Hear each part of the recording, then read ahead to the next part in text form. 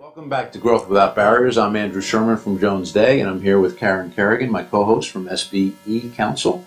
And we want to thank AT&T for bringing you these webcasts, our sponsor for many years now. We want to focus on the upcoming election.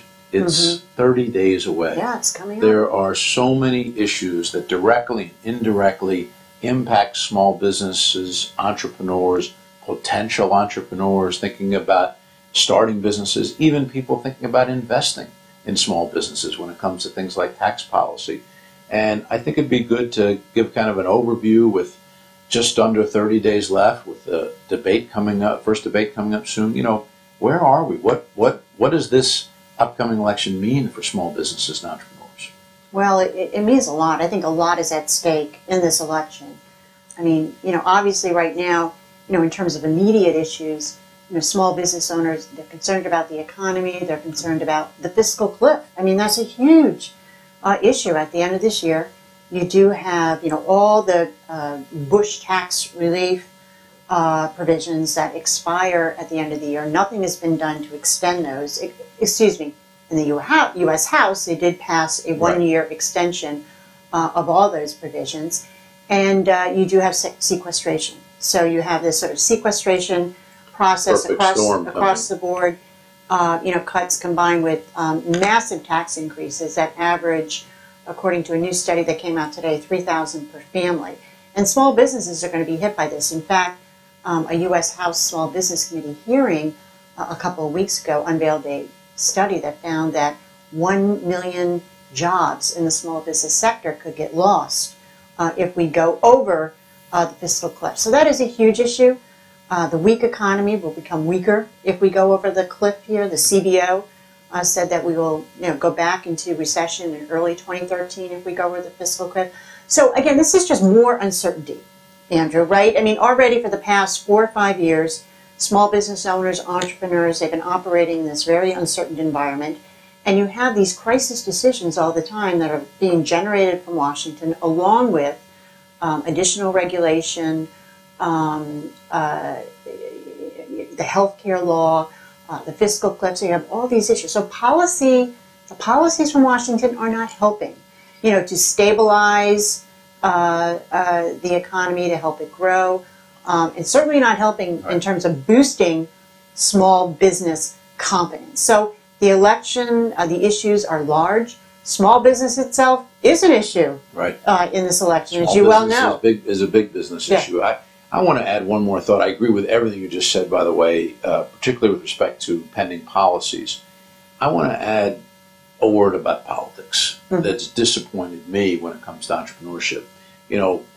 What makes this country great is our ability to encourage entrepreneurship, to reward innovation, to reward people who've been successful. I think that we have had 220-some years of an environment where people are celebrated for their successes, not penalized for their successes. And without getting too political, I'm concerned with the divisiveness of the campaign ads and the way that the candidates have treated each other and the barbs that have flown back and forth. I never want to live in a country where entrepreneurship and innovation and creativity and job creation is discouraged or penalized or viewed as a bad thing. And some of the divisiveness in this particular election seems more, more violent, more aggravated than the norm. And I think it's sending people the wrong message. Anytime you start creating any class divisiveness or, this person's a have and this person's a have not, destroys the fundamental message that capitalism and entrepreneurship and moving up in the world in ways that your parents or their parents couldn't or didn't. I mean, that's what makes this country great. And I wish I would see both candidates celebrating those principles a little bit more proactively. And then, of course, policies that follow and align with those principles. You're right. And unfortunately, entrepreneurship is at an all-time low. I mean, people are still creating businesses. There are still entrepreneurship appeals to them, but actually making that decision of starting a business, you do have fewer people, actually undertaking, that endeavor. And the economy has a lot to do with that. I mean, obviously, policies have a lot to do with that. So we really need to be celebrating entrepreneurship and looking very hard at the policy set that we have right now in Washington, where we are from a tax perspective, from a regulatory perspective. I mean, certainly things are not getting better if you look at, global competition. The Doing Business study, the U.S., we rank fourth now. We used to be higher up there on the Doing Business study, but we rank in the 70s, on taxes. I mean, that is really unacceptable, isn't it? When you have, a whole range of emerging countries that rank better on us in terms of tax simplicity and making it easier to pay taxes and tax rates and things like that. I don't want to lose all of our great entrepreneurs to Ghana. No, and you know what? Uruguay, right? Well, look, we want to encourage and enable entrepreneurship in all those countries. Of course. But what's made America great has not only been our entrepreneurial culture, but we've shared that with other countries. We've shared best practices. We've shared best policies. So we still want to be able to be the standard bearer of those things when we go overseas and share that and encourage the right policies, and the right practices when it comes to entrepreneurship. And today, more than ever, in our marketing and communications and social media-driven world, where more of us are deciding our views around what we see in blog posts and in posts on social media sites, again, I think the messaging is wrong. The messaging is divisive. You can be divisive over certain types of social issues. You can be divisive over certain types of policy issues, but when we start being divisive over whether entrepreneurship and small business and capitalism and innovation are good things in our society or not, I get very concerned.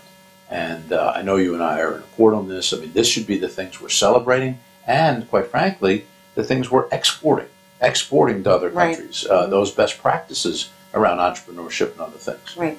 So hopefully, that we have both of the camps listening in right listening now, in, taking good notes, notes, but I think really talk about what optimism, and what makes America great, and what can make us great again. Not that we aren't great now, but you know what I'm saying. If you're not getting better, you're getting worse. I think there was a famous entrepreneur who said that. Yes. But we have to get better at everything in terms of policies and practices, and really celebrate entrepreneurship. And have leaders who are optimistic, about all of these things.